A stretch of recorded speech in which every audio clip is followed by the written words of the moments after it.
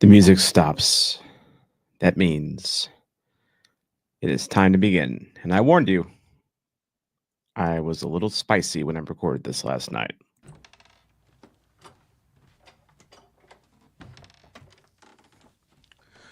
This is your soccer zombie, Tom Franklin. I'm recording this moments after I walked in from Saturday night's bullshit at Energizer Park. And I'm going to say this as nicely as I can. There are certain members of the sporting staff that better be sweating fucking bullets. Because if we lose Wednesday night against Kansas, everything fucking burns. This whole facade that this club is run on burns. Because we, the faithful, we, the dedicated, and we, the fans, at least the ones that are, hardcore behind this club, are not going to take this shit anymore. Run the intro.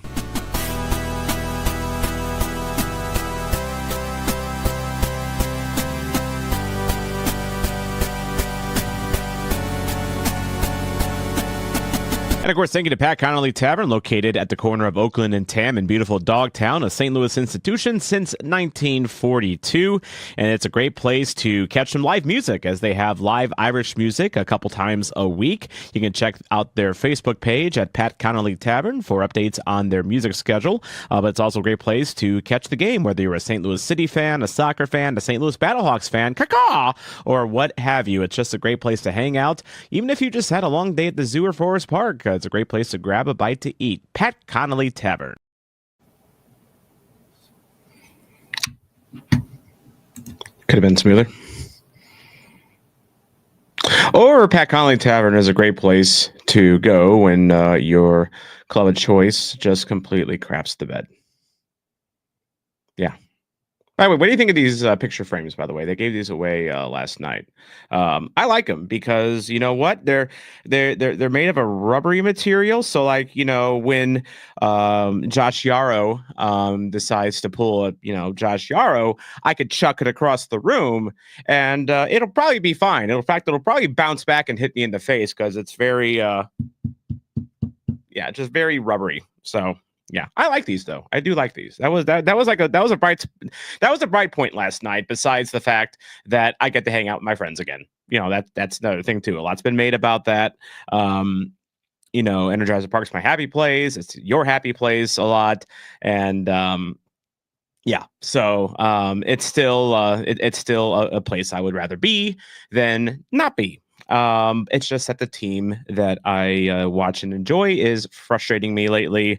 And I've got some grievances to air and some concerns about where we are as a club right now and what this front office is doing. And also, we'll rank some players because that's kind of what this thing is for here. Ryan's not rating tonight, hasn't had time to watch yet. Also, Odd Apple hasn't gotten an English language replay up yet. And then Amy Murr also noticed that as well. Here we go, Fabrizio. I meant Jeremy, excuse me. I didn't watch the replay either today. I had a SIUE needed me for baseball today, and I had some errands to run after that. I'll just here, there, and everywhere today. And I really am just kind of settling down in the last 90 minutes. So I am kind of rocking this one a cappella, as they say. Although really this episode of Player Rankings isn't really so much going to be about the player ranking. It's just kind of getting feelings out here. And I want you guys to contribute in the chat as well. If you got things to say, and I know Lord knows the respective discords that a lot of us are in had a lot to say last night. Reddit had a lot to say. Facebook always has things to say. Not the brightest things to say, but they say it. Let's vent. Ryan did talk on the way back from Indy. Zanaboni is a good announcer until the other team scored. Then he gets quiet as a church mouse. I've noticed that too. A bit of a homer, but he's our homer. By the way, Roman Berkey's having a meet tomorrow.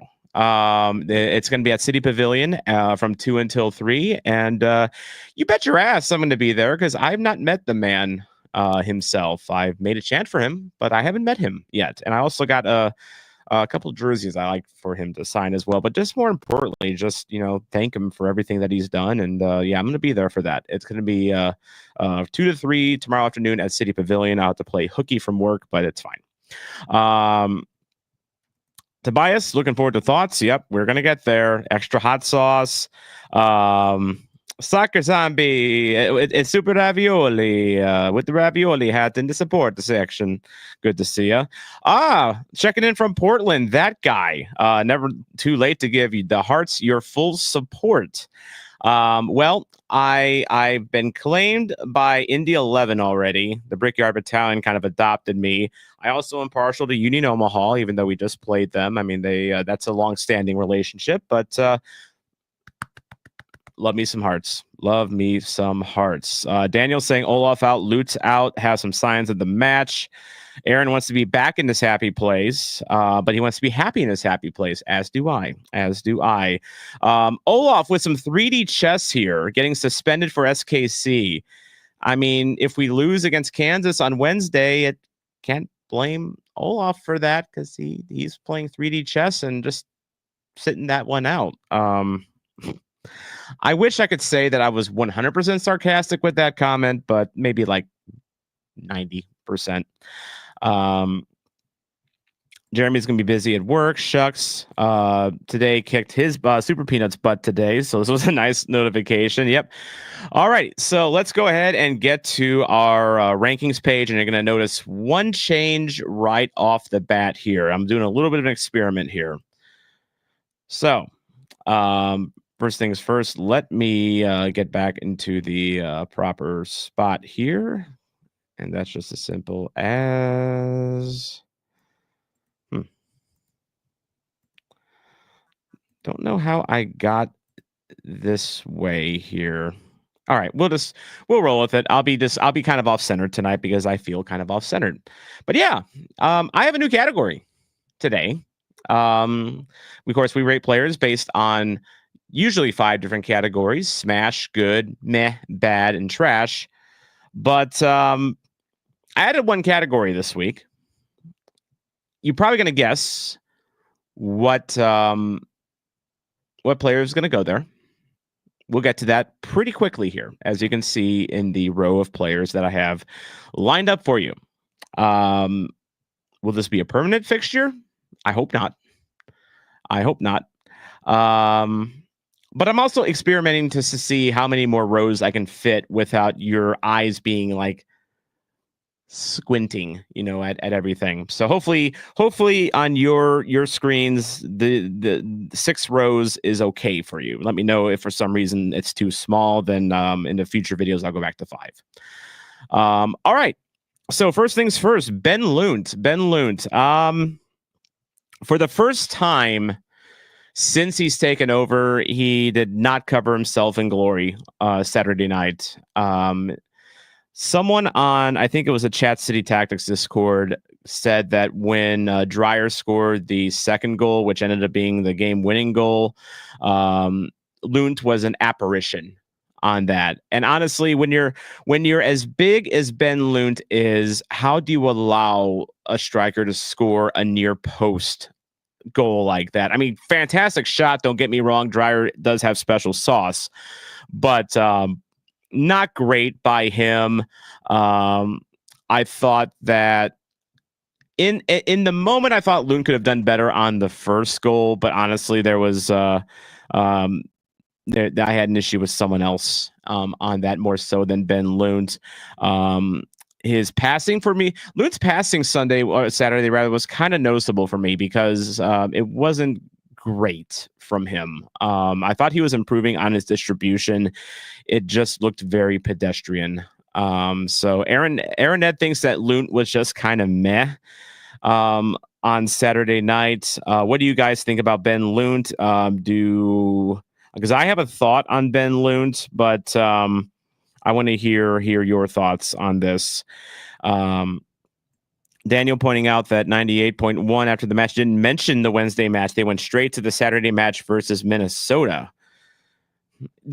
I will say the post game on 98.1 last night was very. The mood was different on that. Jen Cease and Dale Schilly. The vibes were off even on that show. So yeah, but very weird not to play up the true derby. I'm honestly, I hope it's not just because they're as worried about disaster happening as I am. But Ben Lunt, got to do better on the Dryer goal. Got to do better on the Dryer goal. I'm putting him in bad.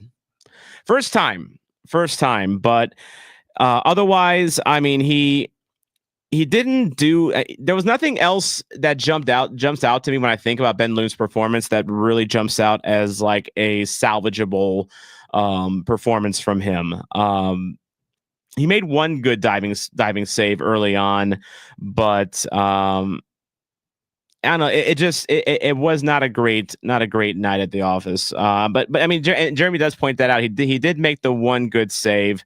The second goal, the XG on that was low, which those are the ones you probably should be saving in that regard. So yeah, I'm putting Ben Luton bad. Maybe it's mean, maybe it's harsh, but that's just where I stand on that. Even FOTMob didn't think Luton had a good game. They only gave him a 5.5, which I know FOTMob's not perfect, but you can kind of sometimes get an idea of how a player is done based on FOTMob. May not be the true idea, but you get an idea. Next player I'm going to talk about is Akil Watts. And believe it or not, guys, I thought Akil Watts was okay. Akil Watts, there were a couple of times where he stepped in and made some good tackles, blocked a couple of shots, even had some touches in the opposition box. He had a really good chance coming towards the north end in the first half where he volleyed it out of the air, and San Diego's goalie made a really good save on it. I mean, that was actually a pretty good shot, and I mean, of course, I say it's a good shot. XG on that was only 0.1, but I actually kind of liked what I saw from Akil. He even connected on a couple of long balls, and he was winning tackles. I kind of weirdly, guys, I kind of like what Akil Watts did last night. Aaron Ed thought that catching up here. Aaron Ed thought that better than the last match. TWD thinks that Akil was good. MG has just discovered the landfill. We're gonna get there. Super Peanut was pleasantly surprised that Watts showed some great work in moving the ball up the field. He did. To be fair, he actually did. This was probably one of Akil Watts' best games all year, honestly. And he was not the issue for me at all. He had some. Jeremy thought that Watts had some good moments. No real complaints. Maybe would have loved better touch on his crosses, which. Look, it's Akil Watts. I mean, we just have to accept that his crosses are just not going to be the greatest. In fact, he was 0 for 2 on his on crosses. But I mean, his long balls were good. So you know what? I'm going to put Watson good. He was. I mean, none of the goals were his responsibility. I thought he did fine. I thought he did absolutely fine, which is weird for me to say about Akil Watts because he's been kind of in my doghouse this year, but he was fine. He was good. MG, don't forget to rate upper management too when they're done with the players. I thought about it, and we'll have plenty to say about upper management at the end here, but I can't rate upper management on a game-by-game basis. So I did think about creating a face card for Lutz, but I held off on that. But we'll have plenty to discuss about the upper management later on, and I suspect that's what you guys are kind of waiting on right now. There's 19 of you in the chat right now, probably waiting for me to, go into murder bunny mode here. Next player we're going to talk about is Kyle Hiebert. Kyle Hiebert, he got the goal.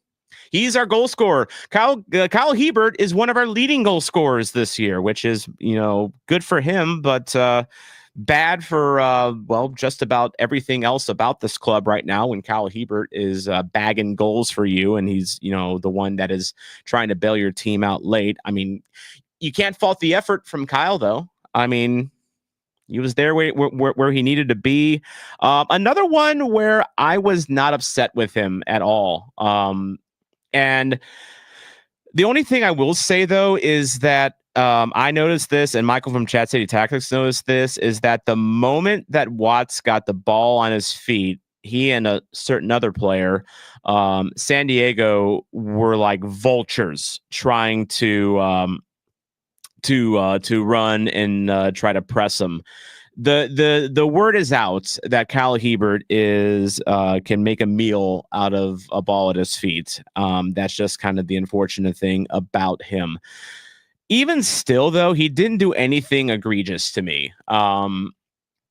Super Peanut, don't know if he'd call that a goal, more so that he hit the ball and it went in. I mean, it's kind of how you score goals, is you hit the ball and it goes in, hopefully. So I mean, I'm not gonna knock him for that. One of the things that Hiebert does well is that, you know, when the ball's in the box, he's very physical, and we've seen him win headers, and you know, he is good for that. He is good for that. He had 3 blocks, 3 clearances, 6 recoveries. Didn't do anything that, again, I was fairly happy with Hiebert. I'm kind of leaning towards putting him kind of a straddle between good and meh, but I'm thinking about putting him in good. And you guys can let me know in the chat if I'm delusional on this, which freeze this tier maker right now, because when is the next time you're going to see Watson Hiebert in the good category on one of these? Like take a picture of this, file it for future reference, because this ain't going to happen. This ain't going to happen very much. But I liked what I saw from Hiebert last night, and call me crazy. Call me crazy. In fact, actually, if we take a look, I'll show you something right here. If we take a look at the, well, my head's kind of blocking a little bit, but if you look at Goal Plus from American Soccer Analysis, so basically what these little graphs are here, and we're looking at Kyle Hiebert right here. In fact, here, let me blow it up a little bit. There we go. So these, the little line graphs here are his career Goal Plus up to this point. He had one of his better games, I thought. And he was actually one of the better players for St. Louis City in terms of Goal Plus. So I'm okay with, I think I'm okay with giving him a good. I mean, maybe I'm being kind. And maybe I'm just rambling and delaying because we have to make a trip to the landfill now, guys. We have to make a trip to the landfill. Josh Yaro, the thumbnail. He is the thumbnail for a reason. He is probably the reason we lost even a point last night. 3 points possibly, you know, if you factor in the Hiebert goal, if you want to be Mr. Armchair quarterback there. He was not good. Not good at all.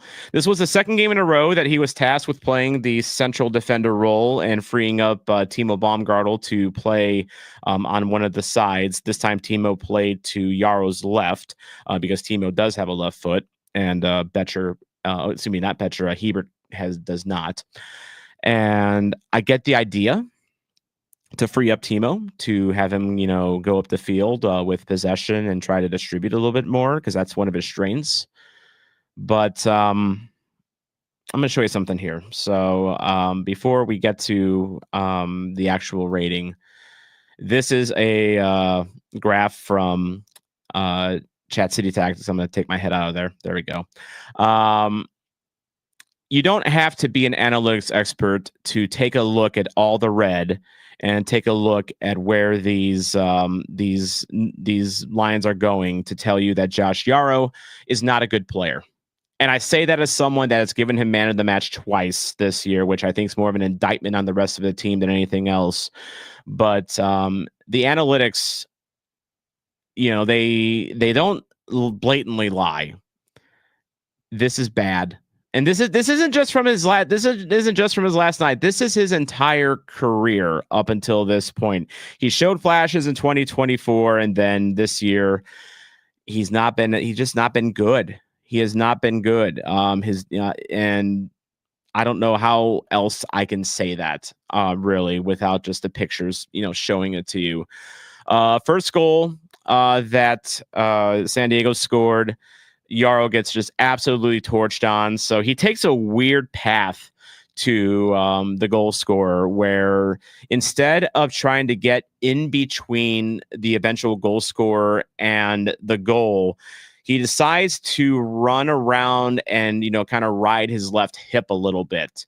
It's an awkward path that he takes to challenge the defender, and surprise, surprise, he gets torched because of this really weird line that he takes.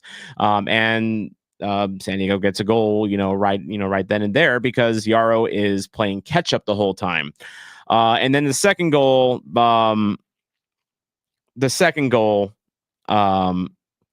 okay, Oscar, what are you disagreeing with here? In second goal, look, he absolutely mishandled a long ball. He mishandled a long ball badly. As a professional MLS level defender, that is about as simple of a corral as you can have. And there is no excuse for mishandling that. There just flat out isn't. And then Dreyer does what he does, which is make us pay for that. And Yaro's even struggling to kind of react after that. I did watch the replay on that goal a couple of times, and that's just what I saw. We'll get to Jande in a bit. Of course, Oscar, me and you are just going to disagree on everything, and I'm just convinced on that. But I watched this replay a couple times, Oscar, and Yaro takes a weird path to the defender. Watch where Yaro's running. Everyone, watch where Yaro's running. I think Jeremy makes a good point here. One thing I wonder, is it fatigue in some way with Yaro? 727 minutes so far in 2025, just 50 minutes below what he played in 2024. I think it's quite possible that Yaro's gassed. And that's an indictment on the health of our defenders, with Kessler and Nilsson being out, which Nilsson being out is just a tradition at this point. Also, Olaf not trusting Michael Wenzel with any playing time. By the way, El Homie thinks that Oscar's drunk. Let's be nice, guys. Let's be nice. Okay, Oscar, I'm just gonna no. Anyway, yeah, Aaron, a professional MLS defender is where I went wrong. It's where apparently the club went wrong, because they had an option on Yaro and they could have let him walk, and they decided to pick it up for some reason. And the word is that they tried to move Yaro, maybe to San Diego in the expansion draft. No one would take him. Just no one would take him for a reason. He's 30 years old. He has not proven that he can start in MLS. Aaron, I disagree with you on this one. He's 30 years old. He is 30. He's getting a little long in the tooth. He's still got legs under him. Don't get me wrong, but he's not like a geezer or anything like that. But he is 30. And it's kind of hard to believe. It is kind of hard to believe with Yaro that he's already 30 years old, but he's been around these MLS parts for the better part of a decade now, which is kind of wild to think about, really.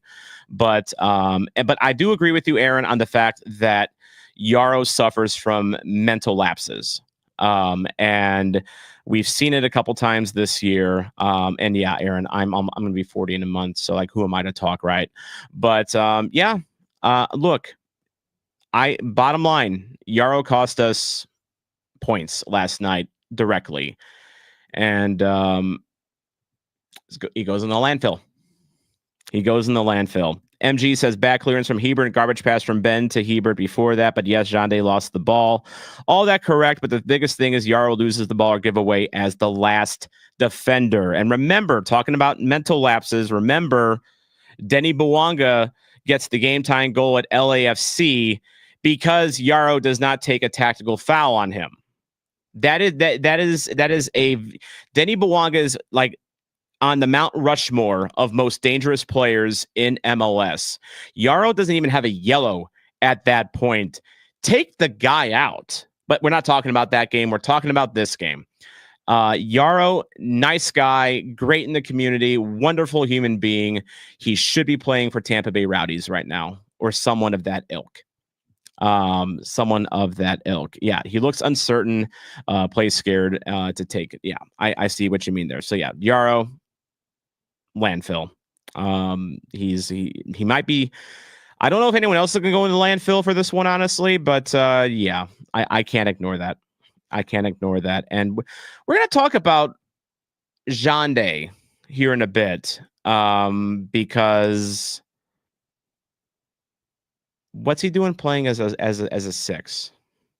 What's he doing playing as a six in the first place? That's not his game, but we'll get to that. Next up is Timo Baumgartel. Timo Baumgartel playing on the left side of Josh Yaro. And what do you guys think of Timo?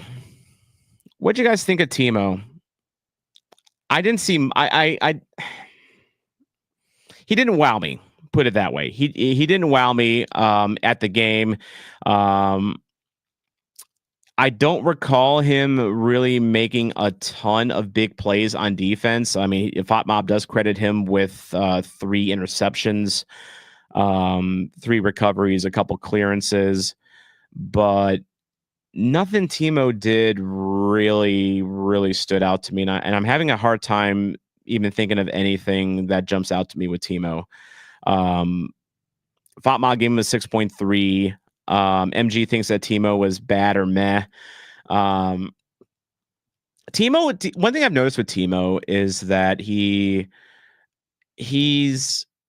I wouldn't call him timid. He's not timid, but he is kind of soft. And it's kind of disappointing when you're 6'3", bigger guy like Timo. And I don't see a lot of physicality from him, which, granted, he did come in with that reputation, but I don't know. I'm gonna put Timo in meh. I just, nothing stood out to me with Timo, good or bad, really. And really, when you're not noticing defenders, it's often not the worst thing. Someone that I did notice a fair bit, that I really enjoyed. As I'm getting WhatsApped now from Oscar. Thank you, Oscar, for that. I'll read that, when I'm not like doing a live broadcast. But Giannis Horn, I thought Giannis Horn, MG didn't want to take responsibility on defense, didn't want to take the ball out. Yeah, we kind of blended in like in the background, like wallpaper to me. But Giannis Horn, we're going to talk about Giannis Horn. Giannis Horn, I thought he had a strong game, just from what I saw. He started out at left wing back, which is, time has kind of shown that's not his ideal spot, just because he doesn't have a whole lot of foot speed, but he can handle it.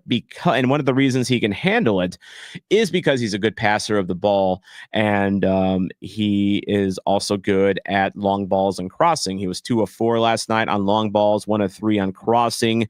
He was, he put 3 balls into the final third, had a couple touches in the opposition box. Has some good recoveries. He had 5 recoveries total, and he was doing a good job on defense. I liked what I was seeing when we were trying to push the ball forward from him. I thought Giannis Horn had a very strong game. What do you guys think about Giannis Horn? Anything jump out at you? He created a big chance in this game. I think he I forget. You know what? And now that I'm thinking of it, I'm trying to think of which chance that was. I should have done the rewatch on this, guys. I just didn't have time to do it. Yeah, Giannis Horn, I thought was strong. And I'm going to give Giannis Horn a good. And of course, he wasn't even on the field when San Diego scored. Keep that in mind. But I just thought Giannis Horn had a very strong game. Next player we're going to talk about here is Tomas Ostrak, and feel free to chime in, guys, on what you think about these players as I go along here. Tomas Ostrak working himself back into fitness. He actually plays over a half this time. He gets all the way to the 73rd minute before he is taken out for Xande Silva, which we will talk about that decision. His passing was good. 43 of 45 passing, 96%. By the way, TWD thinks that Horn was also good as well. So I agree with you on that. But Ostrak was trying to pull strings out there. He has some good long balls. He was actually, and FOTMOB actually gives him 7 out of 8 on his long balls, which is very nice. Very nice. He had 59 touches in his 73 minutes. He had 3 passes in the final third. I still don't think he is a 6. He was able to make a couple interceptions. But he was also FOTMOB, and I know this, and I don't even need FOTMOB to tell me this. He was a bit of a turnstile on defense. He was dribbled past a couple times, but he did make some good recoveries as well, to be fair. But he's not one that's going to win a lot of ground duels. So only won 4 of 13 last night.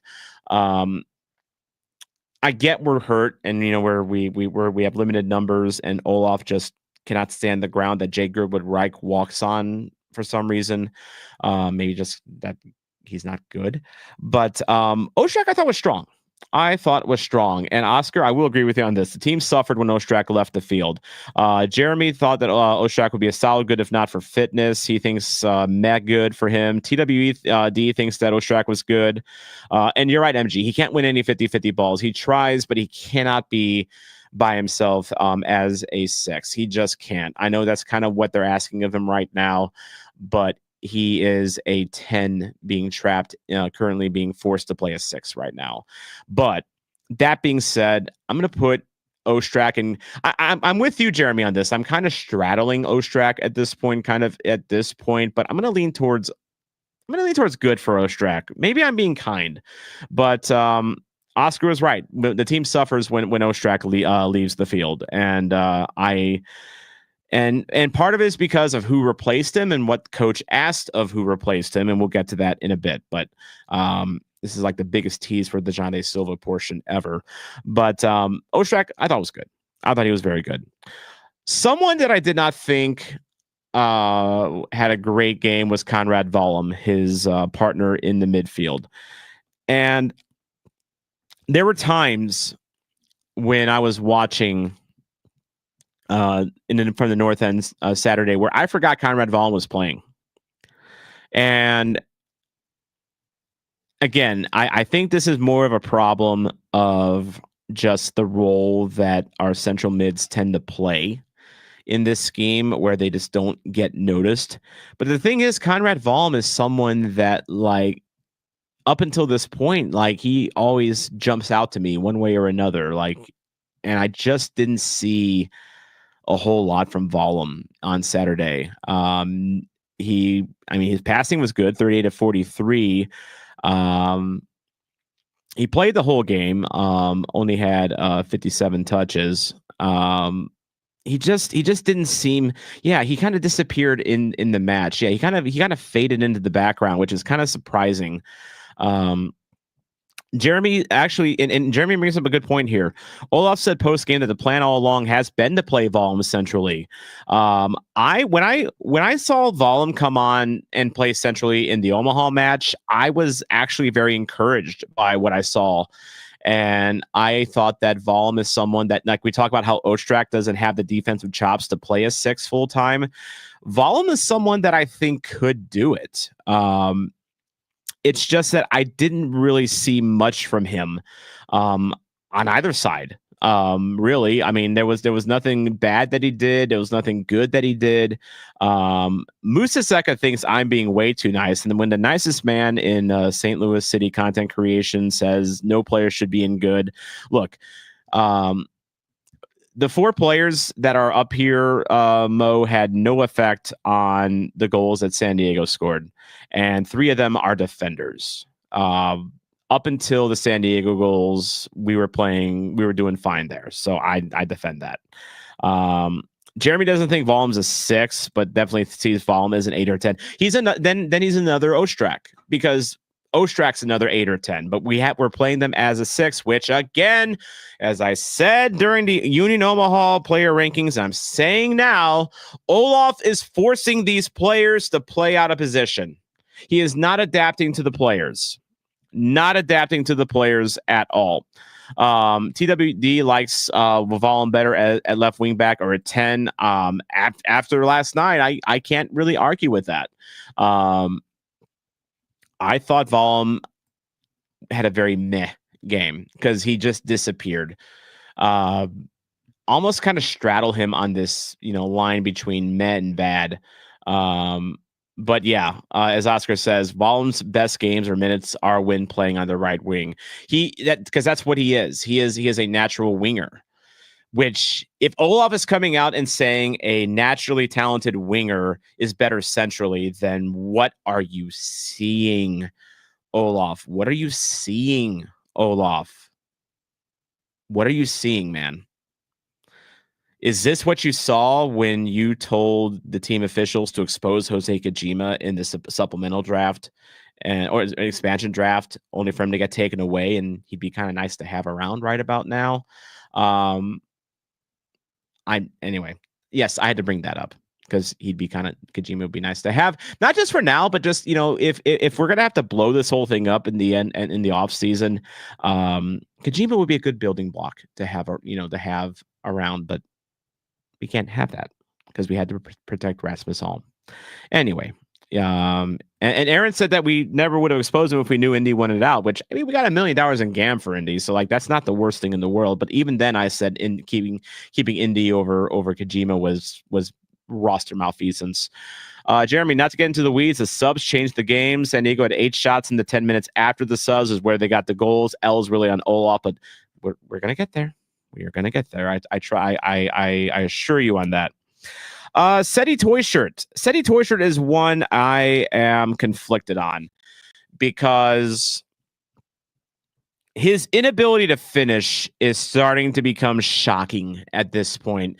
It's almost like Thor never left. I heard that comment a couple of times in the supporter section, and I think I was repeating it myself. Had 4 shots, 2 on target. Only an XG of 0.27, which isn't great. It felt that he was more involved in the offense. I felt that he did. I mean, he did have opportunities to shine and dribble up the middle. But Toy Shirt is someone I'm getting concerned about. And look, as someone that plays as an attacker, you can get wrapped up in your own head, and I fear that Toy Shirt is kind of wrapped up in his own head at this point. But I like the effort from Toy Shirt. I will say that's where the conflict comes in. And Jeremy points that out. Like Seti yesterday, but the problem is taking too many touches in the box, yes, and just failing to rip the shots when we get the chances, yes. And Klaus had one in the first half. We'll get to him. Said he's guilty of that as well. So we need to simplify things and just put the ball on the net. Put the ball on the net. Things happen. Goalie saves it, and okay, that's the worst case scenario. Goalie saves it, wraps it up, offense over. Put a shot on net.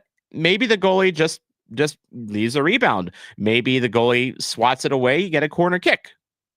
Just get the ball on the net. Quit overthinking this. And I think that's where this offense is right now. We're just so locked in our heads right now. Like Seti getting in someone's groove after they fouled out Ostrak, said he's good for that. I like the effort, but I hate the execution from Seti, and I think they kind of cancel each other out into a very dissatisfying meh for Seti. I was kind of flirting with giving Seti good, but then Mo actually kind of brought me back down to earth on that. And look, if he's not scoring, then I can't defend that. Oh, by the way, I'm back. Hi. I forgot I turned myself off there. Yeah, so Seti's a very disappointing meh. Marcel Hartl is up next, and he he was another one that I like the effort, but the execution for me was left searching, and perhaps maybe more. I like Seti's game more than Hartle's. Now Hartle did have the free kick that missed just by whiskers, on the near side post. Like I was right on top of it. It was really super close, to be fair. And again, I liked Hartle's effort. He had 5 touches in the opposition box, 6 passes into the final third, but his crossing was off, only 3 of 10. And his corners were just, they were kind of which is kind of the thing with Hartle I've noticed with his free kicks. I've yet to be wowed by Hartle taking free kicks. Leuven can wow you with free kicks. Hartle, not so much. And I'm just getting a little worried about Hartle as well. And, they talk about, overthinking things and trying to do too much. I mean, Hartle's kind of guilty of that at this point. Bit of a discussion about the subs, by the way, going on in the chat. Aaron pointing out that the subs were forced, 3 players asked off. But as Jeremy says, Olaf can change the shape, do something to play the strength of the options we have. Our crazy idea, play JGR as CDM. I don't think Olaf likes JGR. That's just that is a postulation by me. But like, we even saw Zielinski against Omaha. That would have been a good game for JGR, but he wasn't even selected. I think JGR was only selected because Leuven, must have been like a pretty late call out due to personal reasons. And Aaron bringing some realism. Daniels, be realistic. The complete turnaround required just to make the playoffs as a 9 seed is we're digging, the hole's getting dug and dug and dug and dug. Ryan asks, should Hartle and Teuscher both play at the same time? Because they've not proven to be a good link up yet. And I'm kind of with you on that. So Hartle, meh. But it's a very disappointing meh, because I continue to be very disappointed in Marcel Hartle. He's not the game breaker that we got from St. Pauli. Let's just face it. He just isn't. You can debate the reasons why. I think a lot of it starts with tactics and the people around him and the people above him, not so much Hartle himself. And then finally, Joao Klaus. Joao Klaus was someone that I was actually really enjoying. It's just he can't score either. I will have nightmares of that header where he is free and clear. Like he to head the ball the way he did, so it bounced off the ground. Like, imagine this is a soccer ball, goes boing, and then it actually goes over the net. You have to miss that pretty doggone bad. And I mean, it would bounce about as much as like this rubber, frame would bounce. Like it's not great. There were other things that Klaus was doing that I did like. I think he was trying to create. He created 2 chances, had 4 shots in total. I mean, he was trying to get it going. And it did actually feel, when we were in the first half down 0-0, you thought that the breakthrough at times was going to come. I thought it was going to come from Klaus more so than Teuscher, although Teuscher was kind of, flirting with competency last night. But I thought Klaus was going to bag one. And I feel he's kind of a tough luck in that he didn't get the score. He's just not clinical, but he was creating more so than Hartle or Seti, in my opinion. I thought he was more effective as a creator, but we didn't score. He's a reason why we didn't score, because he's just not clinical. I would put him kind of in a straddle with good and meh at this point, but I'm going to put him in meh because he's such a tough one, because no, he's not a typical striker. I hear that. Yes, he does different things. He's more of a 10 masquerading as a striker, but I don't know. I feel like we've talked about Klaus and his role on this club and what role he's supposed to play to the point where I'm honestly just kind of tired of it at this point. And as Aaron says, neither scoring nor creating happen. It's just not.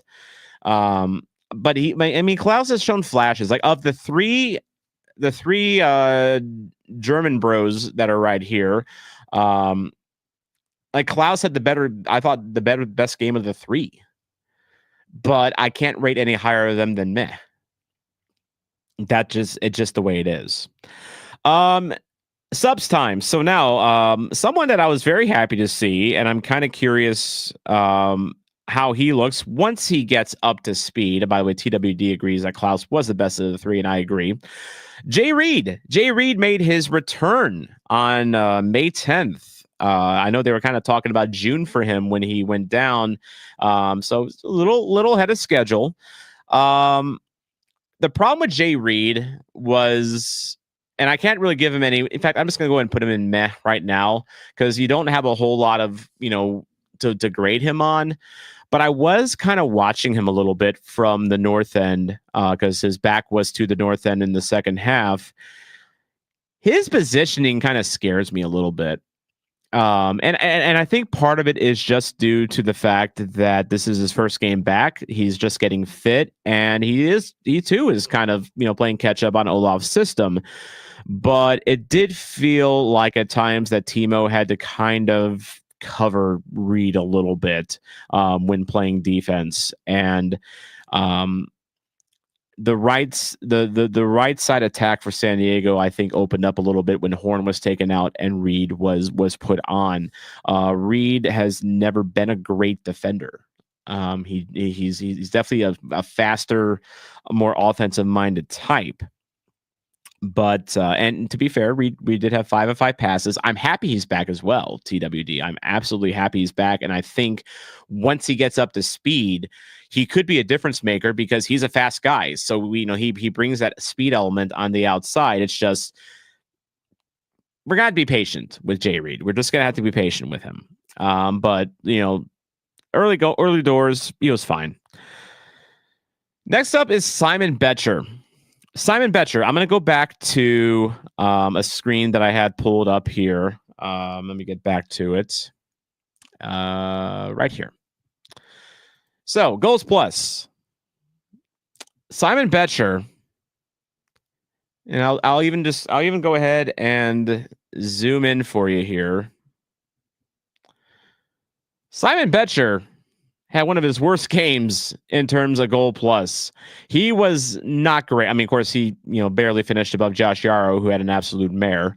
But Simon Betcher, when I was watching him, I didn't think he was very effective, and this was one of the areas that we were hurt on because he's replacing a much more effective striker in Joao Klaus, and Betcher just was not very effective. I'm hearing how many minutes. So Betcher came on in the 72nd minute, and we went all the way to the 96th minute. So about 25 minutes that Betcher had out there, and he did nothing.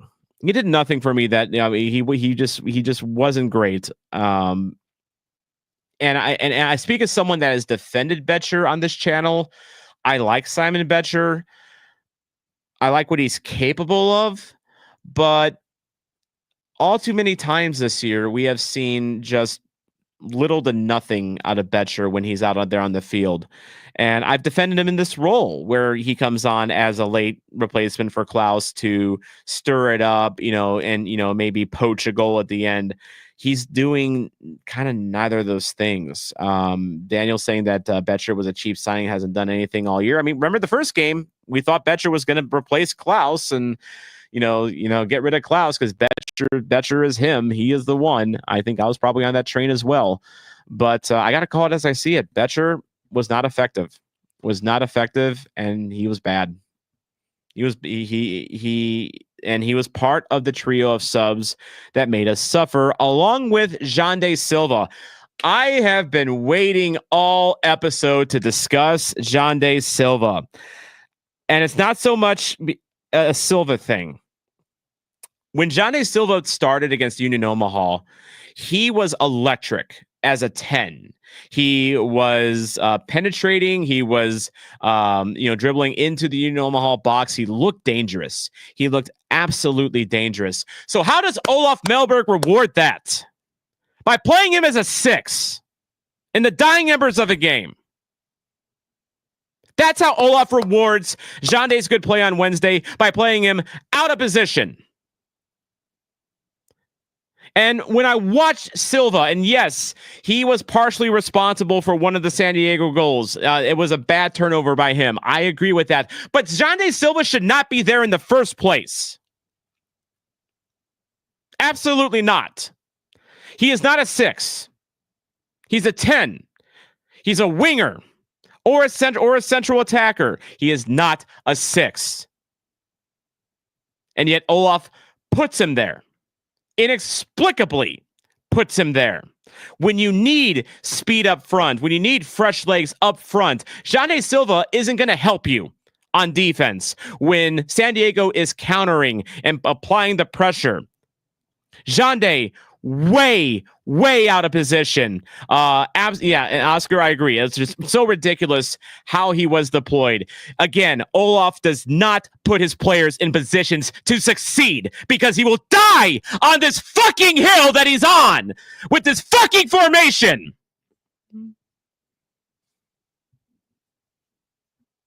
I told you it was coming, guys. I told you it was coming.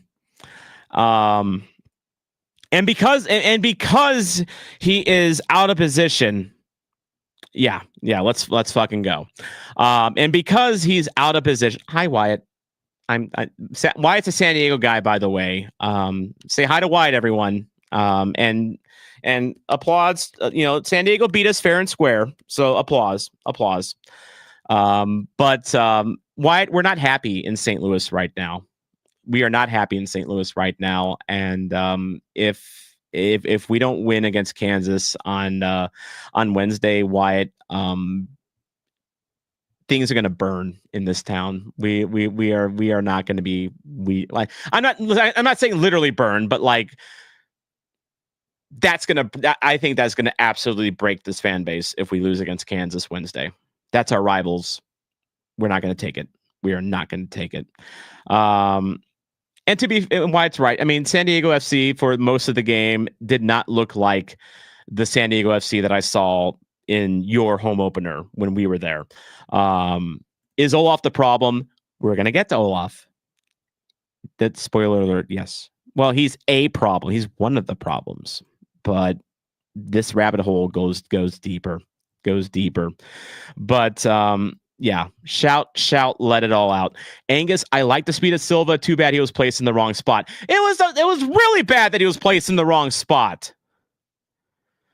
And yes, MG, San Diego, an example of how you do get top quality players that play their correct positions.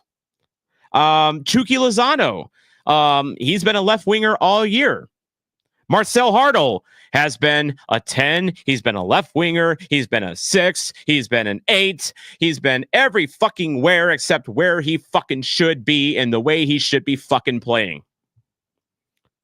I'm so envious of other MLS clubs that actually play their players in the correct motherfucking position. And whose coaches don't force their players to play systems that they're not suited for. But because of that problem, I had to put Xande in bad. I hate to do it. He doesn't deserve it. He doesn't deserve how he was deployed. But that's just the way it is. And that's just the way it has to be, apparently, because Olaf will not fucking change his fucking mind. And yeah, I'm dropping F-bombs left and right. Sorry, if you have kids in the room, I apologize. But I'm not happy right now. I am not happy. And Xande Silva, the use of him was a big reason of that. I'm just going to put Celio and meh right away because he only had about 10 minutes to play. He was trying to make things happen. But there was one sequence where, like, in stoppage time, Celio's parked right at the center midline, and we're trying to advance the ball. I think it was Reed that was kind of working along with, maybe it was Reed or Team. I forget who it was, but Celio's just standing there at midfield, just standing there. I'm like, guys, get going, push up. And Celio is just standing there, and he's letting a San Diego player just completely mark him. And it's like, give your guy an outlet. Forward, move. And I don't know if that's a Celio thing, or I don't know, or if this is just more dumbass Olaf bullshit here, but that pissed me off. MG, what's with Celio doing, chasing a ball in our corner flag? I was about to lose it when I saw that. Who else is going to attack or receive the ball on top? And this is another problem. And that was pointed out by, I was watching the game with Mike from River City Ramble. When we would be attacking, our attackers never seem to have an outlet because no one else was up front to help them, because everyone and their mother is playing, back towards midfield, playing so deep, so that you're having the reason I think Marcel Hartl is trying to do too much is because he has to do too much, because there's no one else to help him. When Joao Klaus holds on to the ball too long, he's trying to do too much. No one's there to help him. Now, there was at least one time when Klaus was coming down on the on his right, and he should have flicked the shot, and then he tried to cut inside. Like, what do you towards traffic? Like, what do you think was going to happen, bro? But I think these players are kind of Seti, Hartl, and Klaus. I think they're locked in this mentality that they have to be Superman out there because no one else is going to help them, because no one's up there to help them. Yeah. Anyway, let's get this out of the way. Man of the match, and then we're going to get to Mr. Olaf here. Man of the match. Guys? Guys? Who's the man of the match? I'm actually at a loss for this one. I don't know. Do we give it to Hebert because he scored? Do we give it the Horn because... No. All right. So Oscar thinks nobody, which honestly, I think that's a valid answer tonight. Jacob says Ostrak. I'm seeing a vote for Hebert by Daniel. Romo says no one. Jeremy says Hebert. The fans were sticking out in the north end. Also, maybe it was like the 4 or 5 San Diego fans that made the trek out there. The Dago boys bumped into them in the Santos tailgate wide. Good guys. I'm not going to award a man of the match. We're gonna put this back, and unofficially we'll give it to the fans that have to put up with this in memoriam, I guess, but also in protest, because I don't think anyone necessarily deserves it. And now we get to Olaf. I've already kind of talked about Olaf. I'm going to start this off by saying that I do give Olaf credit for the team looking more expressive in the first 60, 70 minutes or so. It was refreshing to see us try to be creative. But that's kind of the key word of this whole game was try. It still wasn't happening. And part of the reason it wasn't happening was for something I just ranted out about a minute ago. When our attackers are forward, we have no help for them. We have absolutely no help for them because we play so damn deep. One of the reasons I thought, this is where someone like Conrad Vollum should be making an impact. Because he can penetrate, he's fast, he can blaze up, he can, get into the box and make something happen. But when he's being held back, in the central midfield, he can't do that. That's one reason I kept saying this to Mike a couple of times last night. I forgot Vollum was playing. And that's just because of the role we're in. Our central midfielders aren't necessarily put in positions to contribute to an attack. So you basically just have your front three of Seti, Hartl, and Klaus trying to do everything for the most part. You might have Giannis Horn out on the left trying to pump a ball in, but there were even times in the first half when Giannis Horn would get the ball in or around the box and he looked confused. Like this wasn't supposed to be part of the script for him to get the ball when we're on the attack. That's bad. That is really, really bad. And then our right wing back, Akil Watts, he's Akil Watts. I mean, you shouldn't be counting on him to create offensive chances for you because he's Akil Watts. Aaron pointing out, we look good. We look good on the front foot for the first half for the most part, reminding us how we look decent versus Vancouver for pockets. But no one wanted to shoot. Romo's right. No one wanted to shoot because we have facilitators, but we don't have finishers right now. And our facilitators have no one to work off of in this scheme. And the three subs. So let's talk about the three subs. And those three subs being Jay Reed coming in, Simon Betcher, and Xande Silva. And these were all 72nd, 73rd minutes, replacing Klaus, replacing Ostrak, replacing Horn. I understand bringing in Reed for Horn because Horn, one thing I've noticed with Horn is that when he's starting out at left wing back, he's not a 90-minute guy. He doesn't have the fitness. He doesn't have the speed or cardio to play a full 90 at left wing back. He just doesn't. I've noticed that from him. So and you also want to give Jay Reed some playing time, and he's someone that can make a difference out there. So I'm fine with that. But replacing Joao Klaus with with Simon Betcher was because Klaus was trying to make things happen. Betcher was completely invisible. They lost a bit of that connectivity up front because Betcher's just not a facilitator. He's not a connector. Betcher needs someone to play off of. I found with him, he needs someone to play off of. He's like we have Nicholas Gioacchini at home now. He's not good as a solo man up front. And in this system, he's an ensemble guy. You know, if we're playing a 4-2-3-1 and he has other attackers along with him, sure, he can make things happen. But when our strikers are being asked to do more and being asked to create more, than a normal striker does, Simon does kind of wilt on that. And Daniel says, who are our finishers? Right now, we don't have anyone. Right now, I would say is a bona fide finisher. I thought Betcher was at one point, but we haven't seen that from him. And then the big one that I exploded about was Xande Silva. I was all for Xande Silva coming out late. I was absolutely, because he brings speed, electricity, excitement, and maybe if deployed correctly, he could have made a difference. But he's brought out as a fucking 6.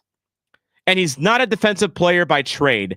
And shocker, San Diego scores 2, and they go back to California with 3 points, avenging the draw that we had in their turf, at Wyatt Davis's turf earlier. Dumb doesn't begin to describe it. Welcome back to the trash, Olaf. Welcome back to trash, because I hate this fucking tactic. I hate it. I hate it. I hate it. I hate it. It's killing our creativity. It's killing our attack. And you're deploying players in the wrong positions once again. And I get we're injured. I get we have these injuries and going on and stuff. And I know that it plays a role into it. But you adapt to the players you have. You don't force your players to adapt to you. But Olaf is dying on this fucking hill with his tactics. I not yet, Oscar. And here's why. You gave me a great segue here. It's not just Olaf, guys. It's not just Olaf. Lutz Pfannenstiel approved the hiring of Olaf Melberg. And he has built this roster where we have to play Xande Silva as a 6 because Lutz could not go out and find central midfielders for us when he knows that Leuven is a risk of having to step away. And Leuven's personal business is his business. I think we know what that issue is. I hope his wife is okay with the brain cancer, but I suspect, you can connect the dots here, I think, on what's going on here. You notice that Leuven shaved his head. That's all I'm going to say on that.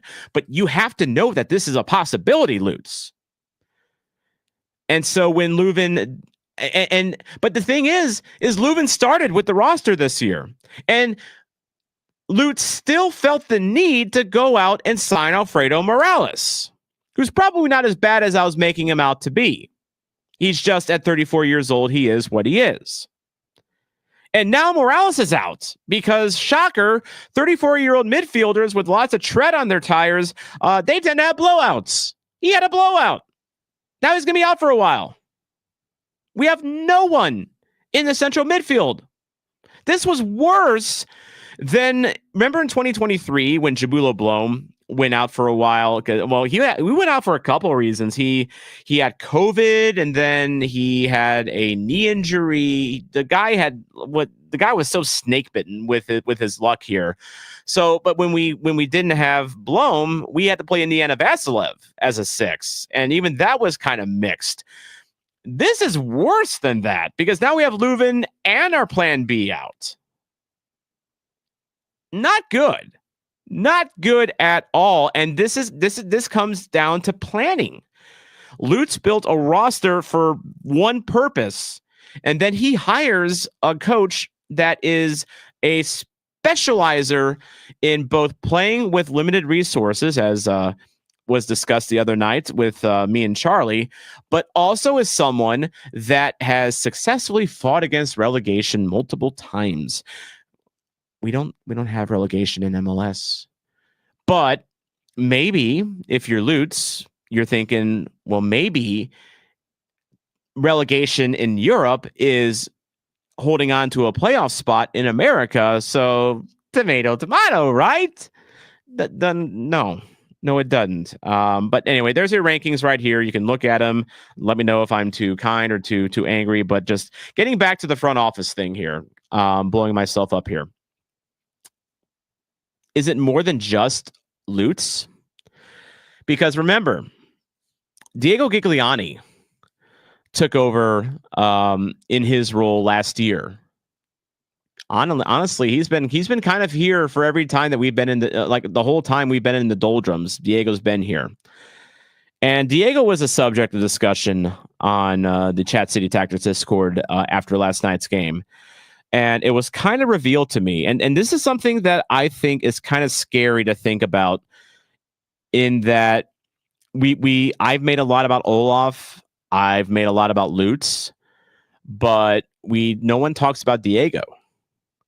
And that's because Diego has kind of insulated himself a little bit to protect himself in situations like this. And I know what you're thinking. Well, Diego's just a business guy. He handles the business side of things, right? It's supposed to be, Diego on the business side and Lutz on the, sporting side, right?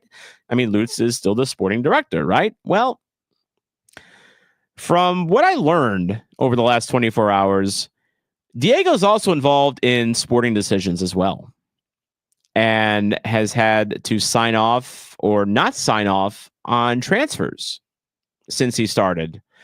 So, and you wonder, as Diego is on the business side of things, how much of this falls on him.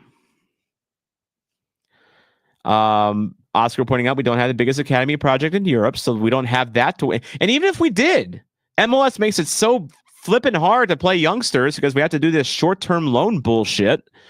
Romo's wondering, why are we practicing the day before and injuries racking up? I agree with you there. MG thinks that Diego, who was, part of Citigroup before, trying to play the Man City model of recruiting and scouting players and coaches, and it's not working. It's not working. Yeah. Musa Seka, he's right. Diego is second in charge, business and sporting. Basically, he's right under Carolyn Kindle. And Carolyn Kindle brought Diego on to kind of take the load off of her as well. So Diego had to sign off on Olaf. And I wasn't there for the negotiations, obviously. We were all kept in the dark about the head coaching search in the offseason.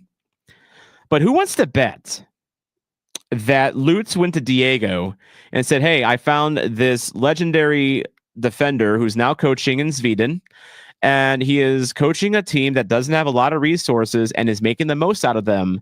And here he is avoiding relegation for Ramapoy Karna. This is Olaf Mellberg we're talking about here, Swedish national team legend, Aston Villa legend, and he can win without resources.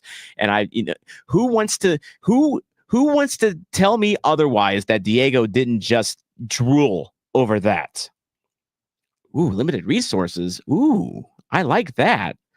And then I can charge, fans $40 for Open Cup tickets when the rest of MLS is charging like $10 or $15, because we still have the wool pulled over the eyes of the fan base that we're supposed to be a playoff team and we're going to be competitive and blah blah blah blah blah.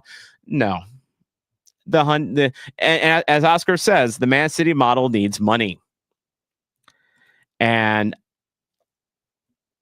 the bloom is off the rose with this club. You heard it. If you were in the North End, depending on where you were in the North End, fans are getting spicy. The facade is fading with this club, and not just with the club on the field, but the front office as well. And the questionable asset management, the questionable transactions, the questionable roster building, the questionable business tactics. It's all kind of coming to light, folks, that things may not be as they seem. And sadly, it takes an 8-game winless streak like we're in right now. Remember when we were laughing at Kansas for their long winless streak that dated back to, so long ago? It's been a long time. I mean, Omaha game aside, where we've won. It was the LA Galaxy game, right? Or was Seattle after that? Let me know. I mean, we beat the Galaxy, who lost to literally no shots on goal, Kansas, and Galaxy are probably not just going to win the wooden spoon, but they might they might go full Derby County this year on MLS, honestly. And then we beat a Seattle club that was banged up and didn't have Jordan Morris or really a lot of their stars. So we kind of caught them. And yeah, we're coming back to reality as a fan base. Daniel points out Kansas is actually improving. They have played better since they got rid of Vermes, which, by the way, have you ever actually said the word Vermes out loud? Like, it sounds like a disease. Like, it's like, well, I'm sorry, Johnny Kansas, but you have Vermes. And you're gonna need to get a couple shots to get that taken care of. It's Vermes, herpes, kind of the same thing. But I had to take a step aside just for a second for my own sanity. But yeah, if Roma's right, if we lose, it's gonna be a tough 6 months. You're gonna see a lot more empty seats in City Park, and if changes don't happen, if we lose Wednesday, front office is going to get a big warning call. It is time to go into DEFCON mode if we lose Wednesday, because we're off for a couple weeks. We're on the road for a couple weeks after the Kansas game, and we don't come back until May 31st. I'm really curious what Energizer Park looks like on May 31st if we lose against Kansas, because I mean, we're not a great road club. So I'm kind of done. I'm spent. And yeah, Minnesota. We get Minnesota twice, by the way, because of the Open Cup. And yeah, it's not gonna be a pretty Saturday at Minnesota, which I will do a watch along on. So if you like more angry, yelling at this club like I did earlier over the utilization of Jean de Silva, I suggest you join me for that 7:30 p.m. on Saturday night. I will do a watch along for that along with you guys. But yeah, I'm not happy right now. And yes, Oscar brings up a great point here. KC fans are not going to let us hear the end of it if we lose Wednesday. It is going to be unbearable. Aaron Ed has been hard at work painting the tifo that will be out there on Wednesday. I've not seen it yet. I've just been too busy to help paint, but I'm going to help with the load in and the setup on Wednesday.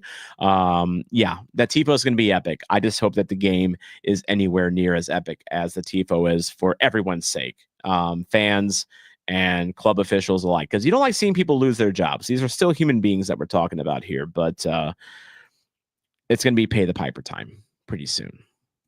Anyway, if you enjoyed this rant and enjoyed these player rankings, make sure to like and subscribe for more. Really do drop a like on this video. It does help the algorithm, helps get it out to more viewers like you. And thank you to Wyatt Davis from San Diego for joining in on this ranting session here and seeing just how unhappy we are as a fan base. Consider joining the supporter section if you enjoy this content. Helps me get out to more adventures. Like I went last weekend to New England to see Rhode Island FC and Portland Hearts of Pine. Couldn't have done it without David Cotton, who was my traveling buddy for that one, but also viewers like these 14 here, including Super Ravioli. I see you there in the chats. Good to see you there, Cody and Jeremy and the rest of you. And of course, the 99-cent supporter section. Thank you as well. You guys are the OGs. And from the bottom of my heart, every little bit helps. So thank you so much for your support. Yeah, and we're probably going to win the Tifo Wars because Kansas literally put out a bed sheet, against us. But anyway, this is your Soccer Zombie, Tom Franklin here. We are going to have a watch along on Saturday for the Minnesota match. Of course, we are going to have player rankings, win or lose, after the Kansas match on Wednesday. And I think that could be real interesting. Either way, I hope it's a happy one. It might be an angry one, which I suspect you guys are actually kind of starting to enjoy at this point because we all kind of need a little bit of catharsis at this point. But anyway, this is your Soccer Zombie, Tom Franklin here. If you're watching this in the future, I'm going to pop up both videos that I did in New England right up here. Please watch them, enjoy them. You'll get to see fun in soccer again. And maybe kind of get a feeling like you did back in 2023 when our club was starting out. Enjoy. But in the meantime, have a good night, everyone.